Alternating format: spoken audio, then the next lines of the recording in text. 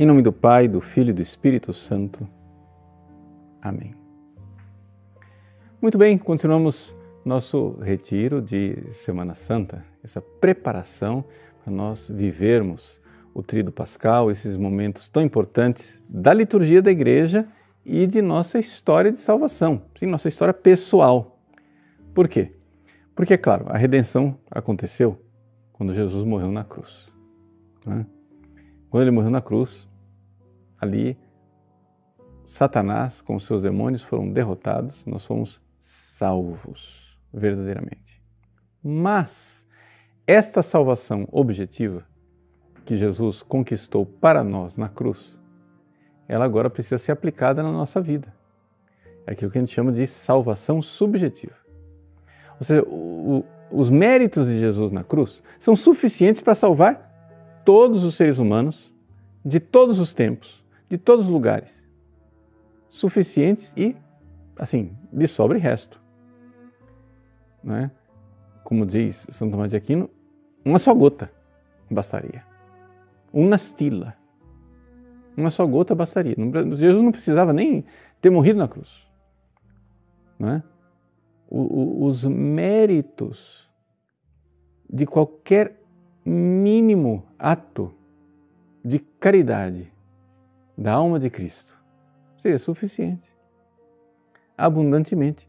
Por quê? Porque, claro, Deus encarnado, o amor infinito, é suficiente para, no seu amor, reparar todos os pecados. O que acontece é que Deus quis, por liberdade e decreto divino, Deus quis que não houvesse dúvidas do seu amor. Deus quis nos salvar com um amor infinito na cruz e quis que isso ficasse claro, escancarado, para que, se uma pessoa recebe a notícia verdadeira, se aquilo chega na alma da pessoa, não somente nos ouvidos, mas que se chega na alma da pessoa a notícia de que Deus nos amou tanto assim, fosse uma coisa, uma verdade incontestável, né? Uma verdade assim que todo mundo facilmente pudesse se render e dizer: sim, eu aceito. Eu aceito esse amor. Perdão, Senhor. Misericórdia. Eis-me aqui. Eu servirei. E essa é a atitude humana normal. Não é? Digam assim, é isso que a gente, ajudados pela graça, evidentemente, né, deveríamos fazer. E é isso que nós queremos fazer. A Semana Santa é para isso. A Semana Santa é para a gente conseguir abrir o olho da nossa alma. Por quê? Porque a nossa inteligência humana, ela funciona assim. Não é? Deus, quando criou os anjos, Ele criou bilhões e bilhões de intelectos superiores aos nossos. Cada anjo tem um intelecto com uma natureza específica, é uma coisa assim extraordinária, a grandeza e a maravilha dos anjos.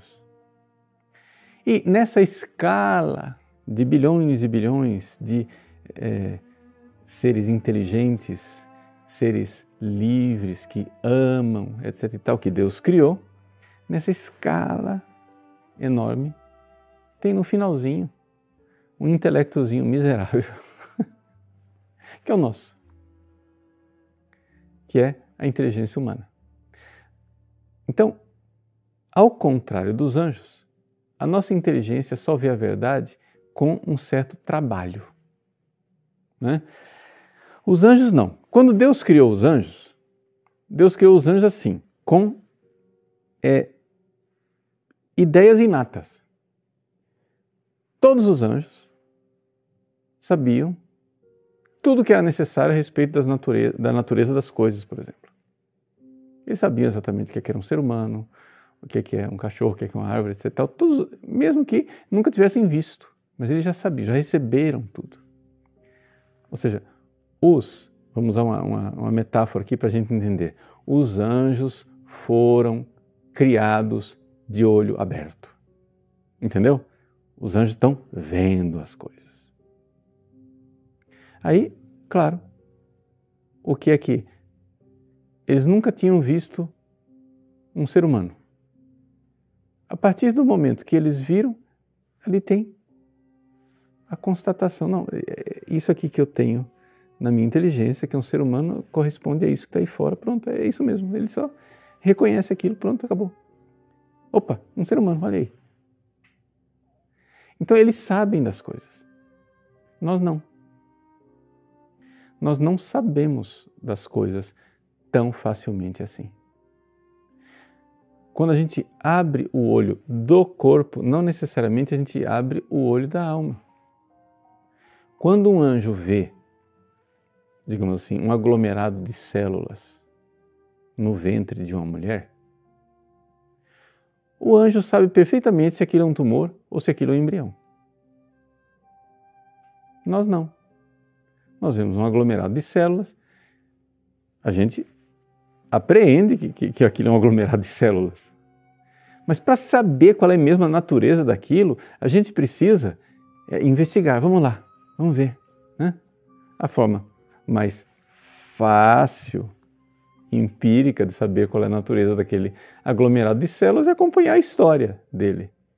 Se quando crescer disser mamãe, era uma criança. Se quando crescer matar a pessoa, era um tumor. Né? Assim, mas o anjo não. O anjo sabe a natureza daquela coisa na hora que a coisa está ali. Ele vê um aglomerado de células no ventre de uma mulher e diz, opa, um ser humano. Ele sabe a natureza das coisas. Por que eu estou gastando esse tempo para dizer isso? Eu estou gastando esse tempo para dizer isso para você entender o que é que você vai fazer na Semana Santa. Na Semana Santa, seja nas celebrações litúrgicas do Tríduo Pascal, seja em casa, você meditando a Paixão de Cristo, né? O nosso site está aí colocando à disposição de vocês a Paixão de Cristo meditada por Santo Afonso Maria de Ligório. Né?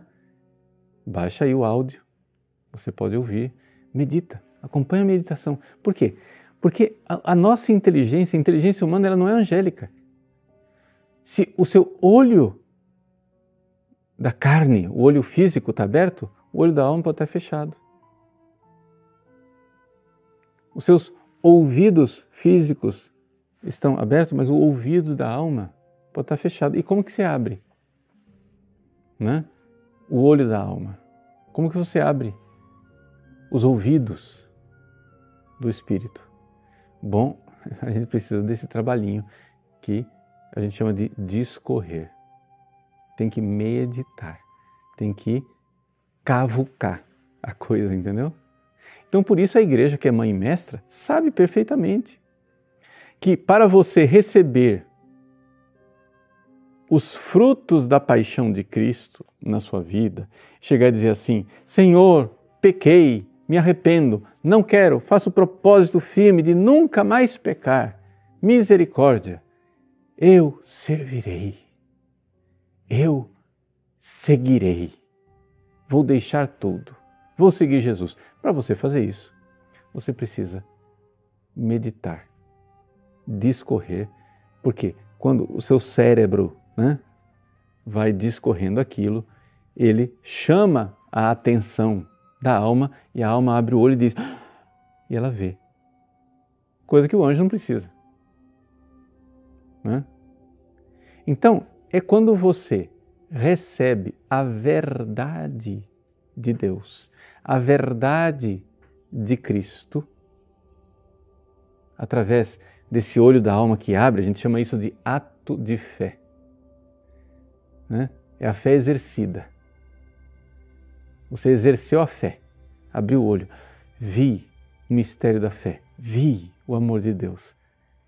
Às vezes você vê com uma chamazinha fraca, às vezes você vê com uma labareda ardente, mas você vê, vi. Pois bem, quanto mais você vir, mais aquilo atrai a sua vontade para você aderir e dizer, quero,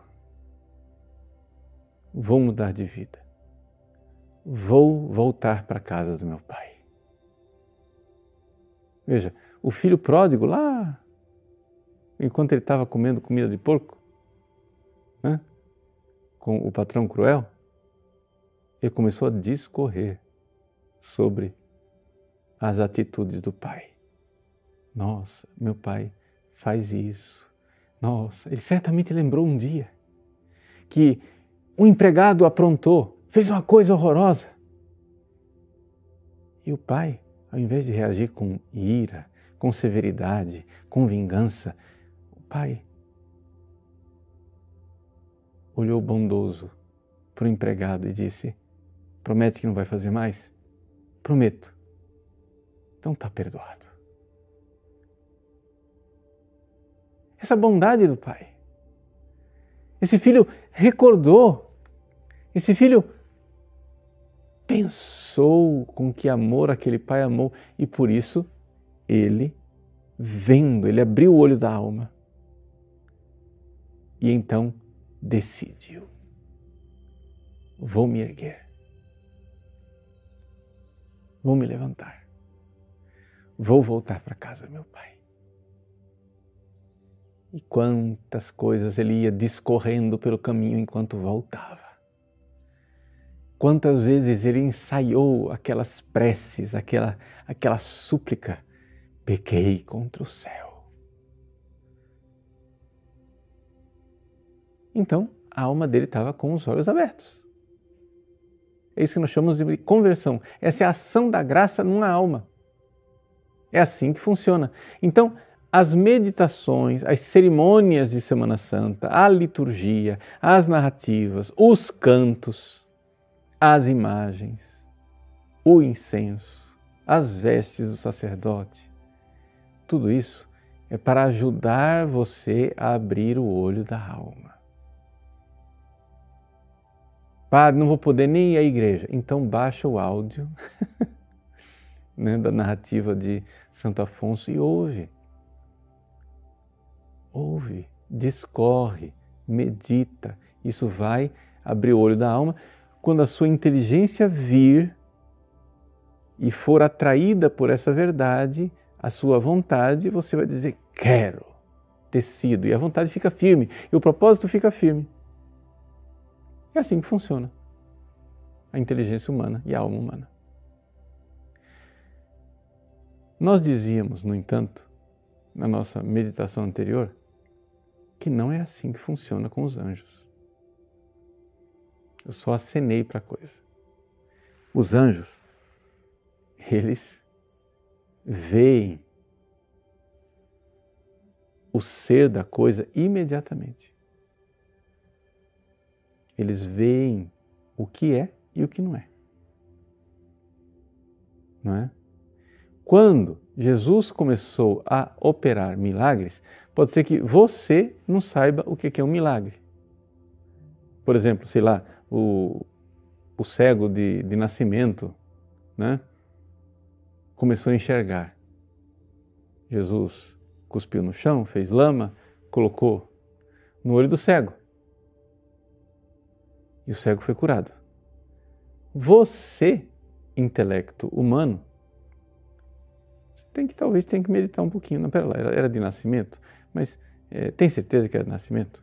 Peraí, chama lá os pais dele. Escuta, ele nasceu assim? Nasceu assim. Nossa, mas será que não é uma coisa psicológica? Um bloqueio, um trauma intrauterino que fez com que ele não visse? Era milagre? Não era milagre? Etc. Então você pode discorrer sobre a coisa. Mas os anjos não. Os anjos sabiam que aquilo era um milagre. Os demônios sabiam que aquilo era um milagre porque eles sabem exatamente a natureza das coisas.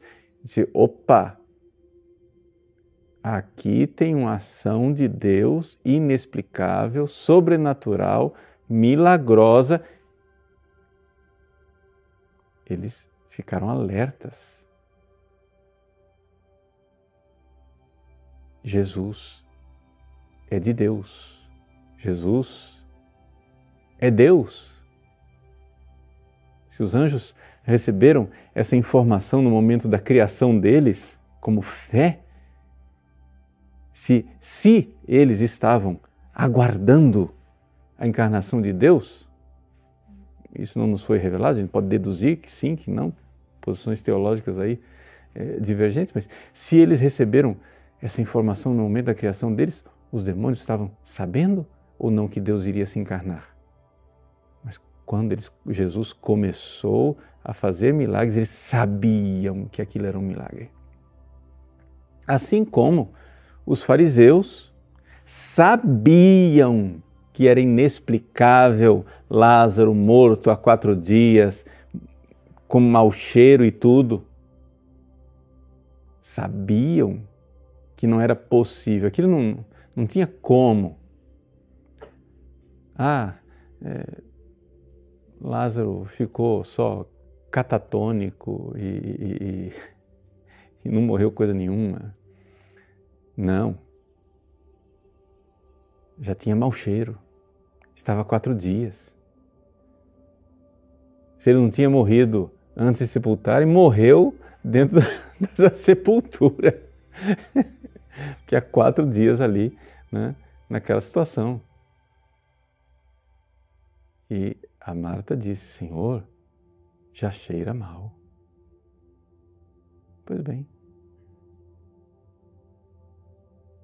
Quando abriram o túmulo e começou a sair o mau cheiro, foi aí que Jesus então disse: Lázaro, vem para fora.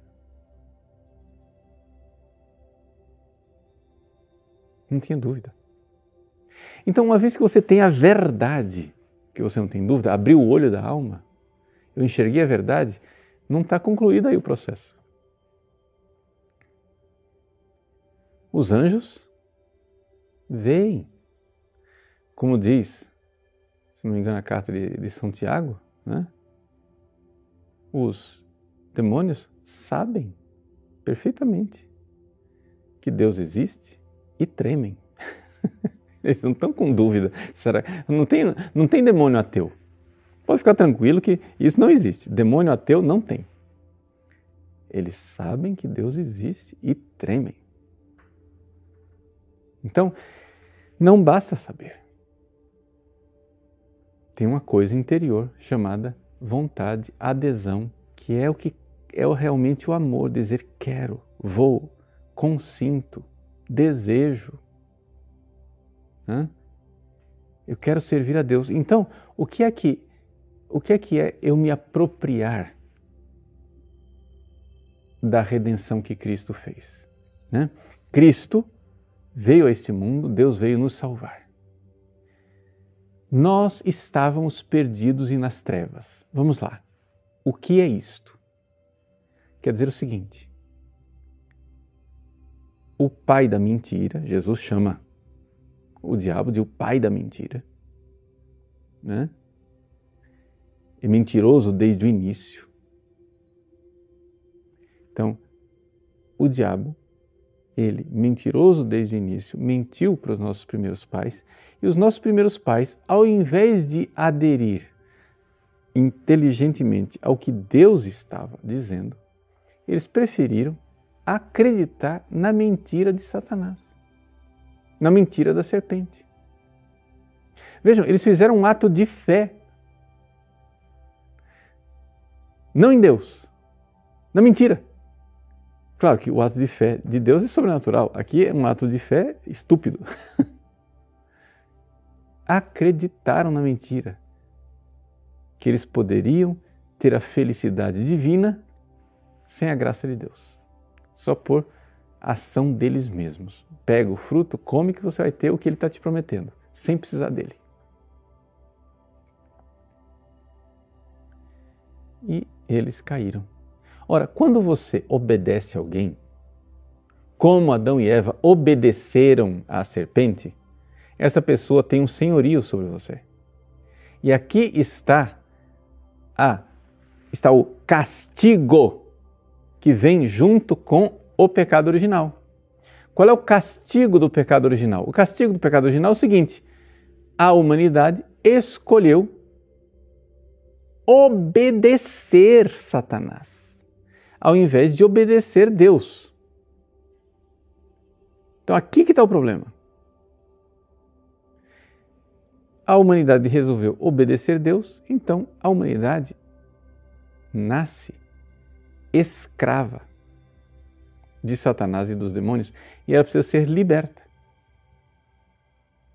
Para que a humanidade seja liberta, precisa de uma intervenção da graça de Deus, precisa de uma intervenção salvífica, precisa de um redentor. Então, nessa metáfora do escravo que tem um senhor, vem um outro e compra a alforria do escravo. É o seguinte: eu comprei, né? Você é jogado. Assim, escravo é uma metáfora melhor. Mas se você quiser falar a metáfora do jogador de futebol, eu comprei o seu passe. Né?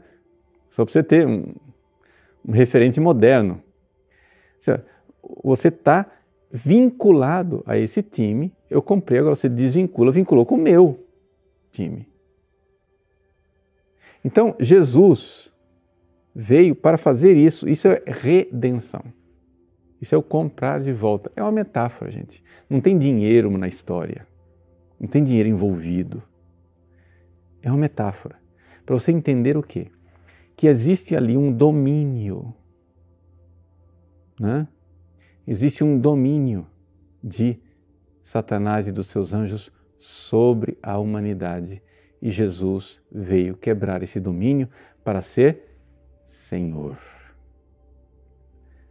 A parábola, para não ficar em metáfora somente, a parábola do filho pródigo é exatamente isso. O filho pródigo tinha um patrão cruel, um senhor cruel, um déspota. Bom, ele vai e escolhe, né? Ele vai, veja, pela meditação da verdade, quem é meu pai, o amor dele, etc. Você vai e medita a paixão de Cristo na cruz, você vai e medita como Deus me amou, você ouve a pregação dos evangelhos, etc e tal. Você, então, recebendo esta verdade, você decide e caminha para um novo Senhor. É claro que isso daqui não é... A ação da graça está ali. Qualquer pessoa que se converte, Cristo está lá, agindo dentro do coração dela. Mas é necessário que nós nos submetamos e nos colocamos diante de Jesus e digamos: Jesus, é o seguinte, eu aceito. Vós sois o meu Senhor, eu não me pertenço. Eu não me pertenço. Porque se eu disser, eu me revolto contra Deus, eu me pertenço, eu não fico dono de mim, eu fico escravo de Satanás. Tem coisa mais óbvia na humanidade inteira hoje, o fato de que a humanidade se acha dona do próprio nariz e a humanidade é a realidade mais escrava e miseravelmente oprimida que existe na face da Terra? Isso é como os adolescentes bobos, né? Eles se revoltam contra papai e mamãe. Eu sou independente, eu mando no meu nariz, etc e tal, e se submetem, né, como escravinhos do grupo que faz bullying neles. Experimenta você, adolescente revoltado, pensar fora do padrão do grupo. Se todo mundo faz tatuagem, você tem que fazer. Se todo mundo põe piercing, você tem que pôr. Se todo mundo se veste de tal e tal forma, você tem que se vestir também. Se todo mundo pensa assim, você tem que pensar também. E se você não pensar e não se adequar, você está frito. Porque a opressão é grande. Está aí. É exatamente isso que Satanás faz conosco. Ele faz com que a gente se revolte contra Deus, né? pretensa liberdade, sereis como deuses. E você termina na mais miserável e desgraçada opressão e escravidão que existe. Eu sou livre para usar drogas. Qualquer um vê que o drogado é escravo. Qualquer um vê a escravidão do cara. Qualquer um vê que ele não consegue parar. Está entendendo? E ele se acha muito livre. Então, é isto a redenção.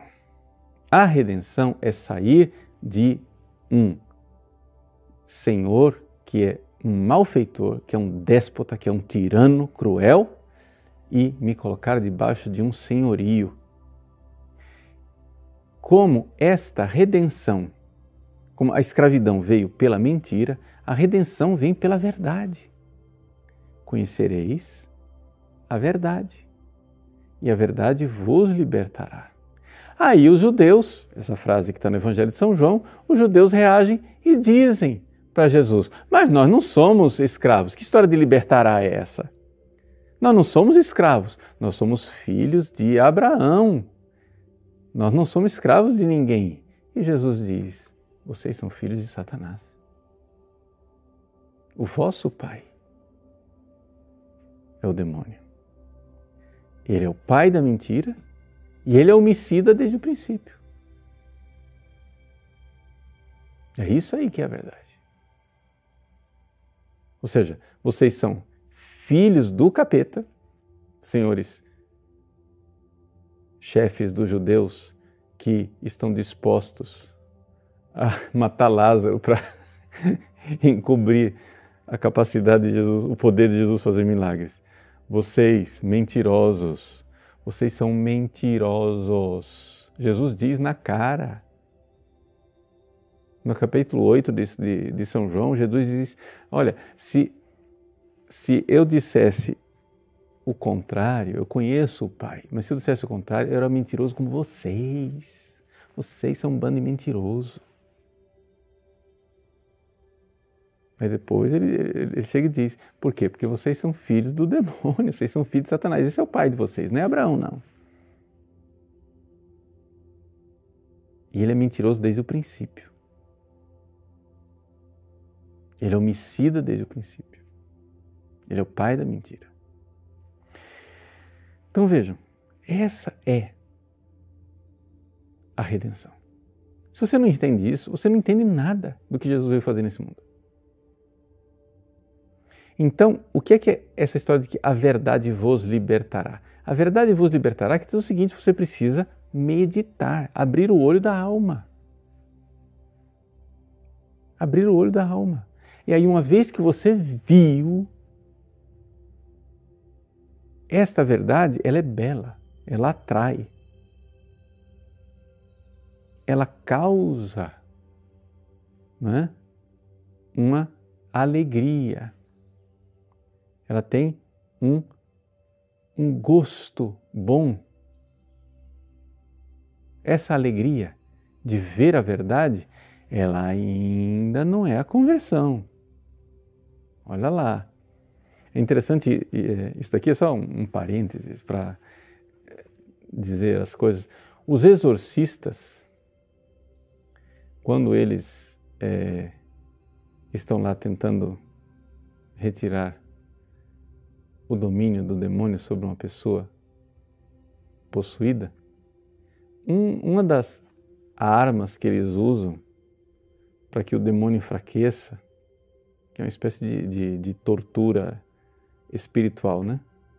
É recordar aos demônios a alegria, o gozo que eles tinham, a alegria que eles tinham antes da queda, quando eles conheciam a verdade de Deus, sem ver Deus face a face. Eles nunca viram Deus face a face. Mas na criação, o fato de você conhecer a verdade já é algo gostoso. Deus criou os anjos e eles sabiam a verdade. Aí Deus diz, agora vai, com a sua vontade, adere a isso. Diz sim, servirei. Os anjos bons entraram no céu. os anjos maus disseram, não servirei, foram para o inferno. Mas houve aquele momento, entre aspas, em que todos os anjos tiveram a alegria da verdade. Mesmo sem ver Deus face a face. Eu estou dizendo isso porque isso é importante, porque essa psicologia dos anjos está em você também. Tem muita gente que não tem a coragem de se converter, mas já viu a beleza da verdade católica. Tem gente que vê, mas não dá o passo. Você sabe que eu estou falando com você.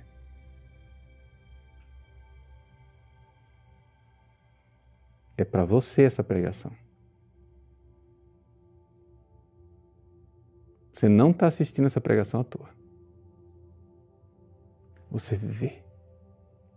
Você sente uma alegria de conhecer a verdade católica, mas a sua vontade está emperrada. Com os anjos, a coisa é grave, porque anjo é anjo, né? Eles não estão no tempo como nós. Deus criou os anjos, eles viram a verdade, sentiram a alegria da verdade, aquela alegria de ter o intelecto iluminado e a vontade convidada, isso causa uma alegria. Intelecto iluminado, vontade convidada. Os anjos bons disseram sim, entraram na visão beatífica, na felicidade eterna. Os maus disseram não. E não tem mais volta. E não tem mais volta. E não tem mais volta não por falta de bondade em Deus, mas é porque a própria natureza do anjo não permite volta. Eles têm a vontade deles fixada. Eles usam a vontade e acabou. Não volta mais.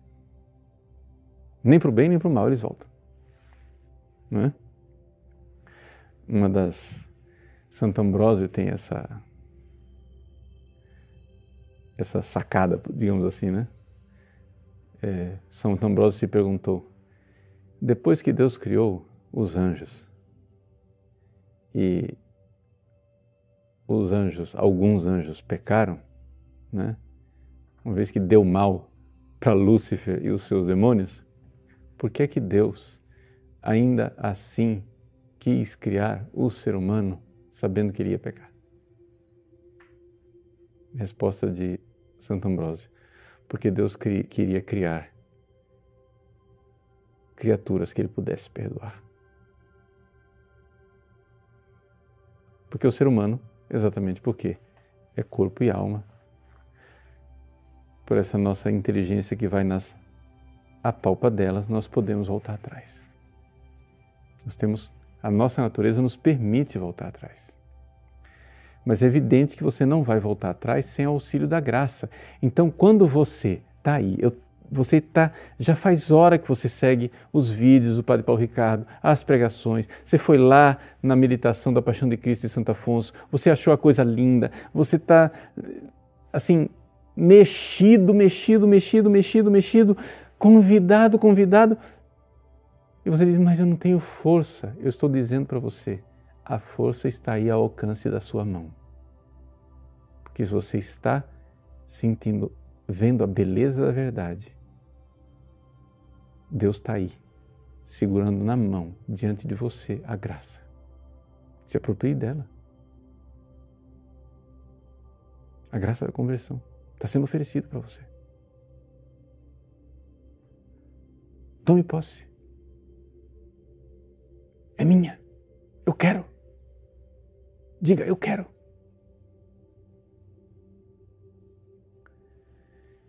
É importante nós entendermos isso, mas entendermos também que existem seres maliciosos, que são os demônios que estão ao redor procurando a quem devorar.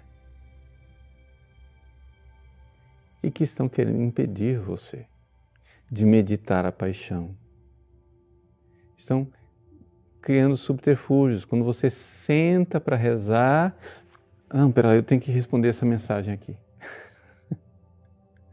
Quando você senta para meditar, vem uma sugestão de alguma coisa. Então você precisa se dar conta de que você está numa luta. Né? Como a sequência de Páscoa que nós ouviremos, né? Victime Pascalis, mors et vita duello conflixerunt mirando. A vida e a morte travaram uma luta por um duelo admirável.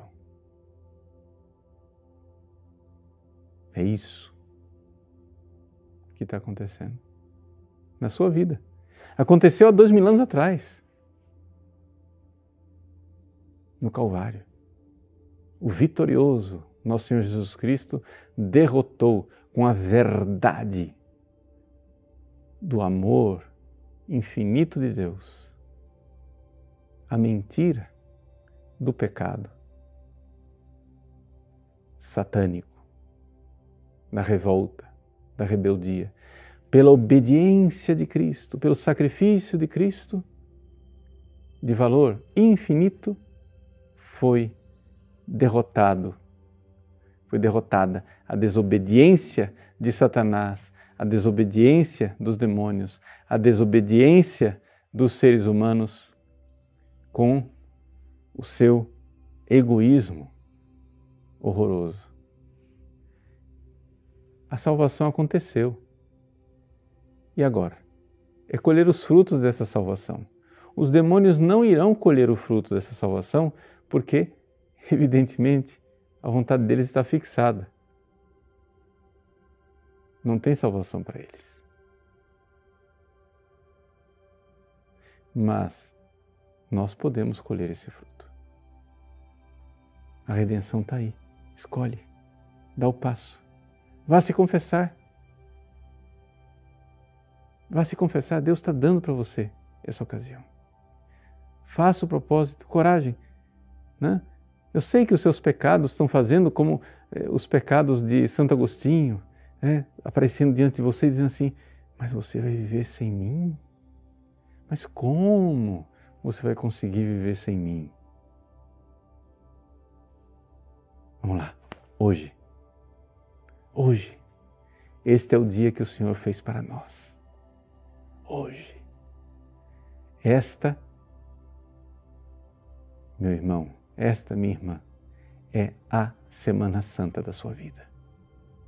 A Semana Santa do antes e do depois. A Semana Santa que tudo mudou. É essa Semana Santa, é agora. Coragem. Está aí o oferecimento. Você precisa meditar, você precisa abrir o olho da alma e enxergar a verdade. Para de ouvir as mentiras das suas paixões desordenadas, porque o diabo fica colocando na sua fantasia dificuldades. O diabo não tem acesso à sua alma, mas ele tem acesso à sugestão das fantasias. Vai.